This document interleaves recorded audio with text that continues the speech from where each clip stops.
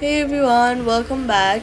If you're seeing a not compatible device error on Netflix games, do not worry, this usually means your device is not fully supported or needs an update. First, check your phone or TV meets the Netflix game requirements. Next, update your device software, go to the settings and install any pending system updates because outdated software often causes compatibility issues. Then, head over to your App Store or your Play Store, search for Netflix or the Netflix Game Controller, and make sure both the apps are updated to the latest version from the App Store. If the error still appears, try reinstalling the Netflix app and log in again.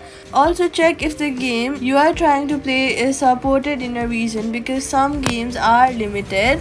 And if nothing works, try using another compatible device to confirm if the issue is device related. Now your Netflix game should work on a compatible device. Thanks for watching and see you in the next guide.